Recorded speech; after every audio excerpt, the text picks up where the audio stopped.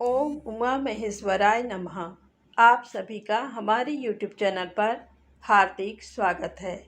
आज भौम प्रदोष के दिन आइए सुने भौम प्रदोष व्रत की पौराणिक कथा, प्रदोष व्रत का महत्व। साथ में सुनेंगे मंगलवार व्रत कथा और भगवान शिव की कथाएं। तो प्रेम से बोलें, शंकर भगवान माँ गौरी माता की जय हो। हमारे हिंदू धर्म में प्रदोष व्रत को बहुत शुभ और महत्वपूर्ण माना जाता है। इस व्रत को पूरी निष्ठा से करने से भोलेनाथ सारे कष्ट दूर करते हैं। ये व्रत मृत्यु के बाद मोक्ष की प्राप्ति कराता है। पुराणों के अनुसार एक प्रदोष व्रत करने का फल 2 गायों के दान के बराबर होता है। इस दिन शिव की आराधना कर पापों का प्रायश्चित किया जाता है। इस व्रत से प्रसन्न होकर शंकर भगवान भक्तों के सारे कष्टों को दूर करते हैं। प्रदोष व्रत को अन्य सभी दूसरे व्रतों से अधिक शुभ और महत्वपूर्ण माना जाता है। इस व्रत में व्रती को निर्जल रहकर व्रत रखना होता है। इस दिन प्रातःकाल स्नान करके भगवान शिव की बेलपत्र, गंगाजल, अक्षत, धूप, दीप सहित पूजा करनी चाहिए। संध्या काल में फिर से स्नान करके इसी प्रकार से शिव जी की पूजा करनी चाहिए। इस प्रकार प्रदोष व्रत करने से भक्तों को पूर्ण फल का लाभ मिलता है। अब आइए सुने भौम प्रदोष व्रत की पौराणिक कथा। जो प्रदोष व्रत मंगलवार के दिन पड़ता है वह प्रदोष भौम प्रदोष व्रत या मंगल प्रदोष व्रत कहलाता है। कथा के अनुसार एक समय की बात है, एक नगर में एक वृद्धा रहती थी। उसका एक ही पुत्र था। वृद्धा की हनुमान जी पर गहरी आस्था थी। वह प्रत्येक मंगलवार को नियम पूर्वक व्रत रखकर हनुमान जी की आराधना करती थी। एक बार हनुमान जी ने अपनी भक्तिनी उस वृद्ध महिला की श्रद्धा का परीक्षण करने का विचार किया। हनुमान जी साधु का वेश धारण कर वृद्धा के घर गए और पुकारने लगे, है कोई हनुमान भक्त जो हमारी इच्छा पूर्ण करे? आवाज़ उस वृद्धा के कान में पड़ी। पुकार सुन वृद्धा जल्दी से बाहर आई और साधु को प्रणाम कर बोली, आज्ञा महाराज। हनुमान वेशधारी साधु बोले, मैं भूखा हूँ, भोजन करूँगा, तुम थोड़ी सी जमीन लीप दो। वृद्धा दुविधा में पड़ गई। अंततः हाथ जोड़कर बोली, महाराज, लीपने और मिट्टी खोदने के अतिरिक्त आप कोई दूसरी आज्ञा दें, मैं अवश्य पूर्ण करूंगी। साधु ने 3 बार प्रतिज्ञा कराने के पश्चात कहा, तू अपने बेटे को बुला, मैं उसकी पीठ पर आग जलाकर भोजन बनाऊंगा। ये सुनकर वृद्धा घबरा गई, परंतु वह प्रतिज्ञाबद्ध थी। उसने अपने पुत्र को बुलाकर साधु को सौंप दिया। साधु वेशधारी हनुमान जी ने वृद्धा के हाथों से ही उसके पुत्र को पेट के बल लिटवाया और उसकी पीठ पर आग जलवाई। आग जलाकर दुखी मन से वृद्धा अपने घर में चली गई। इधर भोजन बनाकर साधु ने वृद्धा को बुलाकर कहा, उनका भोजन बन गया है, तुम अपने पुत्र को पुकारो ताकि वह भी आकर भोग लगा ले। इस पर वृद्धा बोली, उसका नाम लेकर मुझे और कष्ट ना दें। लेकिन जब साधु महाराज नहीं माने तो वृद्धा ने अपने पुत्र को आवाज़ लगाई। वह अपनी माँ के पास आ गया। अपने पुत्र को जीवित देख वृद्धा को बहुत आश्चर्य हुआ और वह साधु के चरणों में गिर पड़ी। तब हनुमान जी अपने वास्तविक रूप में प्रकट हुए और वृद्धा को भक्ति का आशीर्वाद दिया। तो प्रेम से बोले, शंकर भगवान की जय हो, बजरंग बली की जय हो। आइए सुने मंगलवार व्रत की पौराणिक कथा। एक बार नैमिषारण्य तीर्थ में 80,000 मुनि एकत्र होकर पुराणों के ज्ञाता श्री सूत जी से पूछने लगे, हे महामुने, आपने हमें अनेक पुराणों की कथाएं सुनाई हैं।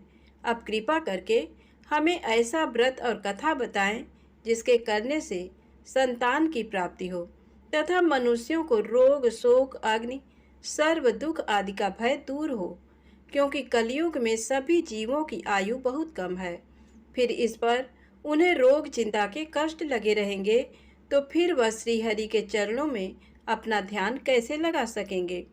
श्री सूत जी बोले, हे मुनियों, आपने लोक कल्याण के लिए बहुत ही उत्तम बात पूछी है। एक बार युधिष्ठिर ने भगवान श्री कृष्ण से लोक कल्याण के लिए यही प्रश्न किया था। भगवान श्री कृष्ण और युधिष्ठिर का संवाद तुम्हारे सामने कहता हूँ, ध्यान देकर सुनो। एक समय पांडवों की सभा में श्री कृष्ण जी बैठे हुए थे। तब युधिष्ठिर ने भगवान श्री कृष्ण से प्रश्न किया, हे प्रभु नंद नंद गोविंद, आपने मेरे लिए अनेकों कथाएं सुनाई हैं। आज आप कृपा करके ऐसा व्रत या कथा सुनाएं जिसके करने से मनुष्य को रोग चिंता का भय समाप्त हो और उसको पुत्र की प्राप्ति हो। हे प्रभु, बिना पुत्र के जीवन व्यर्थ है। पुत्र के बिना मनुष्य नरकगामी होता है। पुत्र के बिना मनुष्य पितृ ऋण से छुटकारा नहीं पा सकता और न ही उसका पुन्नग नामक नरक से उद्धार हो सकता है। अतः पुत्रदायक व्रत बतलाएं। श्री कृष्ण भगवान बोले, हे राजन, मैं एक प्राचीन इतिहास सुनाता हूँ, आप उसे ध्यान पूर्वक सुनो। कुंडलपुर नामक एक नगर था। उसमें नंदा नामक एक ब्राह्मण रहता था। भगवान की कृपा से उसके पास सब कुछ था, फिर भी वह दुखी था। इसका कारण ये था कि ब्राह्मण की स्त्री सुनंदा की कोई संतान न थी। सुनंदा पतिव्रता थी, भक्तिपूर्वक श्री हनुमान जी की आराधना करती थी। मंगलवार के दिन व्रत करके अंत में भोजन बनाकर हनुमान जी का भोग लगाने के बाद स्वयं भोजन करती थी। एक बार मंगलवार के दिन ब्राह्मणी गृह कार्य की अधिकता के कारण हनुमान जी को भोग न लगा सकी, तो इस पर उसे बहुत दुख हुआ। उसने कुछ भी नहीं खाया और अपने मन में प्रण किया कि अब तो अगले मंगलवार को ही हनुमान जी का भोग लगाकर अन्न जल ग्रहण करेगी। ब्राह्मणी सुनंदा प्रतिदिन भोजन बनाती, श्रद्धा पूर्वक पति को खिलाती, परंतु स्वयं भोजन नहीं करती और मन ही मन श्री हनुमान जी की आराधना करती थी। इसी प्रकार 6 दिन गुजर गए और ब्राह्मणी सुनंदा अपने निश्चय के अनुसार भूखी प्यासी निराहार रही और अगले मंगलवार को ब्राह्मणी सुनंदा प्रातःकाल ही बेहोश होकर गिर पड़ी। ब्राह्मणी सुनंदा की इस असीम भक्ति के प्रभाव से श्री हनुमान जी बहुत प्रसन्न हुए और प्रकट होकर बोले, सुनंदा, मैं तेरी भक्ति से बहुत प्रसन्न हूँ, तू उठ और वर मांग। सुनंदा अपने आराध्य देव श्री हनुमान जी को देखकर आनंद की अधिकता से विह्वल हो श्री हनुमान जी के चरणों में गिरकर बोली, हे प्रभु, मेरी कोई संतान नहीं है, कृपा करके मुझे संतान प्राप्ति का आशीर्वाद दें, आपकी अति कृपा होगी। श्री महावीर जी बोले, तेरी इच्छा पूर्ण होगी, तेरे एक कन्या पैदा होगी, उसके अष्टांग प्रतिदिन सोना दिया करेंगे। इस प्रकार कहकर श्री महावीर जी अंतर्ध्यान हो गए। ब्राह्मणी सुनंदा बहुत हर्षित हुई और सभी समाचार अपने पति से कहा। ब्राह्मण देवकन्या का वरदान सुनकर कुछ दुखी हुए, परंतु सोना मिलने की बात सुनी तो बहुत प्रसन्न हुए। विचार किया कि ऐसी कन्या के साथ मेरी निर्धनता भी समाप्त हो जाएगी। श्री हनुमान जी की कृपा से वह ब्राह्मणी गर्भवती हुई और 10वें महीने में उसे बहुत ही सुंदर पुत्री प्राप्त हुई। ये बच्ची अपने पिता के घर में ठीक उसी तरह से बढ़ने लगी जिस प्रकार शुक्ल पक्ष का चंद्रमा बढ़ रहा है। 10वें दिन ब्राह्मण ने उस बालिका का नामकरण संस्कार कराया।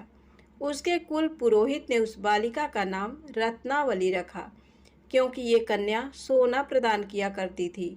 इस कन्या ने पूर्व जन्म में बड़े ही विधान से मंगल देव का व्रत किया था।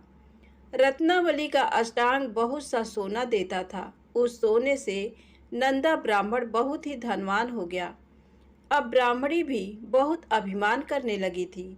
समय बीतता रहा। अब रत्नावली 10 वर्ष की हो चुकी थी। एक दिन जब नंदा ब्राह्मण प्रसन्न चित्त था, तब सुनंदा ने अपने पति से कहा, मेरी पुत्री रत्नावली विवाह के योग्य हो गई है, अतः आप कोई सुंदर तथा योग्य वर देखकर इसका विवाह कर दें। ये सुन ब्राह्मण बोला, अभी तो रत्नावली बहुत छोटी है। तब ब्राह्मणी बोली, शास्त्रों की आज्ञा है कि कन्या 8वें वर्ष में गौरी, 9 वर्ष में रोहिणी, 10वें वर्ष में कन्या, इसके पश्चात रसवला हो जाती हैं। गौरी के दान से पाताल लोक की प्राप्ति होती है, रोहिणी के दान से वैकुंठ लोक की प्राप्ति होती है, कन्या के दान से इंद्रलोक में सुखों की प्राप्ति होती है। अगर हे पतिदेव रजस्वला का दान किया जाता है तो घोर नरक की प्राप्ति होती है। इस पर ब्राह्मण बोला, अभी तो रत्नावली मात्र 10 ही वर्ष की है और मैंने तो 16-16 साल की कन्याओं के विवाह कराए हैं, अभी जल्दी क्या है। तब ब्राह्मणी सुनंदा बोली, आपको तो लोभ अधिक हो गया। शास्त्रों में कहा गया है कि माता पिता और बड़ा भाई रजस्वला कन्या को देखते हैं तो वह अवश्य ही नरकगामी होते हैं। तब ब्राह्मण बोला, अच्छी बात है, कल मैं अवश्य ही योग्य वर की तलाश में अपना दूत भेजूंगा। दूसरे दिन ब्राह्मण ने अपने दूत को बुलाया और आज्ञा दी कि जैसी सुंदर मेरी कन्या है वैसा ही सुंदर वर उसके लिए तलाश करो। दूत अपने स्वामी की आज्ञा पाकर निकल पड़ा। पंपई नगर में उसने एक सुंदर लड़के को देखा। ये बालक एक ब्राह्मण परिवार का बहुत गुणवान पुत्र था। इसका नाम सोमेश्वर था। दूत ने इस सुंदर व गुणवान ब्राह्मण पुत्र के बारे में अपने स्वामी को पूर्ण विवरण दिया। ब्राह्मण नंदा को भी सोमेश्वर अच्छा लगा और फिर शुभ मुहूर्त में विधि पूर्वक कन्यादान करके ब्राह्मण ब्राह्मणी संतुष्ट हुए। परंतु ब्राह्मण के मन में लोभ समाया हुआ था। उसने कन्यादान तो कर दिया पर वह बहुत खिन्न भी था। उसने विचार किया कि रत्नावली तो अब चली जाएगी और मुझे इससे जो सोना मिलता था वह अब नहीं मिलेगा। मेरे पास जो धन था कुछ तो इसके विवाह में खर्च हो गया और जो शेष बचा है वह भी कुछ दिनों पश्चात समाप्त हो जाएगा। मैंने तो इसका विवाह करके बहुत बड़ी भूल कर दी है। अब कोई ऐसा उपाय हो कि रत्नावली मेरे घर में ही बनी रहे, अपनी ससुराल ना जाए। लोभ रूपी राक्षस ब्राह्मण के मस्तिष्क पर छाता जा रहा था। रात भर अपनी सैया पर बेचैनी से करवटें बदलते बदलते उसने एक बहुत ही क्रूर निर्णय लिया। उसने विचार किया कि जब रत्नावली को लेकर उसका पति सोमेश्वर अपने घर के लिए जाएगा तो वह मार्ग में छिपकर सोमेश्वर का वध कर देगा और अपनी लड़की को अपने घर ले आएगा, जिससे नियमित रूप से उसे सोना भी मिलता रहेगा और समाज का कोई मनुष्य उसे दोष भी नहीं दे सकेगा। प्रातः काल हुआ तो नंदा और सुनंदा ने अपने जमाई तथा लड़की को बहुत सारा धन देकर विदा किया। सोमेश्वर अपनी पत्नी रत्नावली को लेकर ससुराल से अपने घर की तरफ चल दिया। ब्राह्मण नंदा महालोभ के वशीभूत हो अपनी मति खो चुका था। पाप पुण्य को उसे विचार ही न रहा। अपने भयानक व क्रूर निर्णय को कार्य रूप देने के लिए उसने अपने दूत को मार्ग में अपने जमाई का वध करने के लिए भेज दिया था, ताकि रत्नावली से प्राप्त होने वाला सोना उसे हमेशा मिलता रहे और वो कभी निर्धन ना हो। ब्राह्मण के दूत ने अपने स्वामी की आज्ञा का पालन करते हुए उसके जमाई सोमेश्वर का मार्ग में ही वध कर दिया। समाचार पाकर ब्राह्मण नंदा मार्ग में पहुंचा और रुदन करती अपनी पुत्री रत्नावली से बोला, हे पुत्री, मार्ग में लुटेरों ने तेरे पति का वध कर दिया है। भगवान की इच्छा के आगे किसी का कोई बस नहीं चलता है। अब तू घर चल, वहाँ पर ही रहकर शेष जीवन व्यतीत करना। जो भाग्य में लिखा है वही होगा। अपने पति की अकाल मृत्यु से रत्नावली बहुत दुखी हुई। करुण क्रंदन व रुदन करते हुए अपने पिता से बोली, हे पिताजी, इस संसार में जिस स्त्री का पति नहीं है उसका जीना व्यर्थ है। मैं अपने पति के साथ ही अपने शरीर को जला दूंगी और सती होकर अपने इस जन्म को, माता पिता के नाम को तथा सास ससुर के यश को सार्थक करूंगी। ब्राह्मण नंदा अपनी पुत्री रत्नावली के वचनों को सुनकर बहुत दुखी हुआ। विचार करने लगा, मैंने व्यर्थ ही जमाई बद का पाप अपने सिर लिया। रत्नावली तो उसके पीछे अपने प्राण तक देने को तैयार है। मेरा तो दोनों तरफ से मरण हो गया। धन तो अब मिलेगा नहीं। जमाई बद के पाप के फलस्वरूप यम यातना भी भुगतनी पड़ेगी। ये सोचकर वह बहुत खिन्न हुआ। सोमेश्वर की चिता बनाई गई। रत्नावली सती होने की इच्छा से अपने पति का सिर अपनी गोद में रखकर चिता में बैठ गई। जैसे ही सोमेश्वर की चिता को अग्नि लगाई गई, वैसे ही प्रसन्न हो मंगल देव वहाँ प्रकट हुए और बोले, हे रत्नावली, मैं तेरी पति भक्ति से बहुत प्रसन्न हूँ, तू वर मांग। रत्नावली ने अपने पति का जीवन दान मांगा। तब मंगल देव बोले, रत्नावली, तेरा पति अजर अमर है, ये महाविद्वान भी होगा और इसके अतिरिक्त तेरी जो इच्छा हो वर मांग। तब रत्नावली बोली, हे ग्रहों के स्वामी, यदि आप मुझ पर प्रसन्न हैं तो मुझे ये वरदान दीजिए कि जो भी मनुष्य मंगलवार के दिन प्रातःकाल लाल पुष्प लाल चंदन से पूजा करके आपका स्मरण करे, उसको रोग व्याधि ना हो, स्वजनों का कभी वियोग ना हो, सर्प अग्नि तथा शत्रुओं का भय ना रहे। जो स्त्री मंगलवार का व्रत करे वह कभी विधवा ना हो। मंगल देव तथास्तु कहकर अंतर्ध्यान हो गए। सोमेश्वर मंगल देव की कृपा से जीवित हो उठा।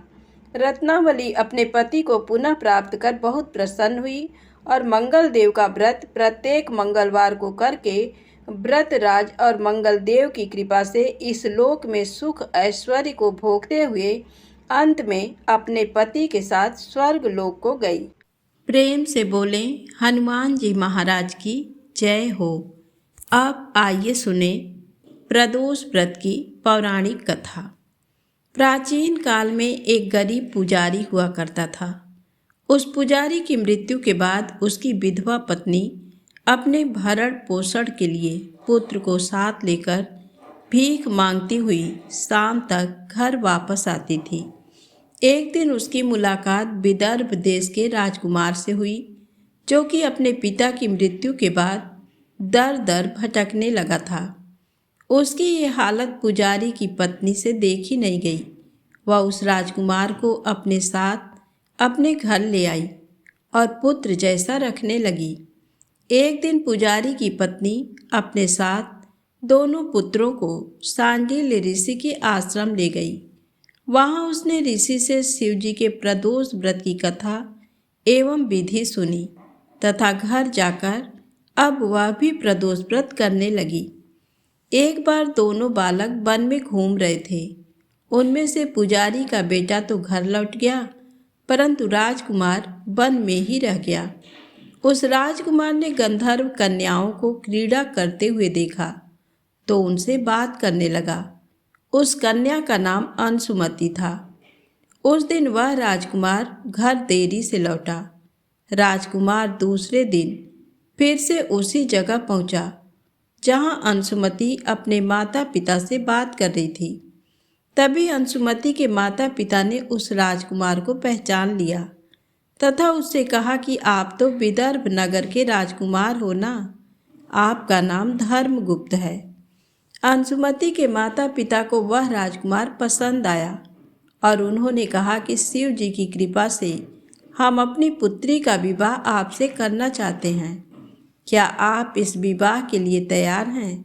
राजकुमार ने अपनी स्वीकृति दे दी तो उन दोनों का विवाह संपन्न हुआ। बाद में राजकुमार ने गंधर्व की विशाल सेना के साथ विदर्भ पर हमला किया और घमासान युद्ध कर विजय प्राप्त की तथा पत्नी के साथ राज्य करने लगा। वहाँ उस महल में वह पुजारी की पत्नी और पुत्र को आदर के साथ ले आया तथा अपने साथ रखने लगा।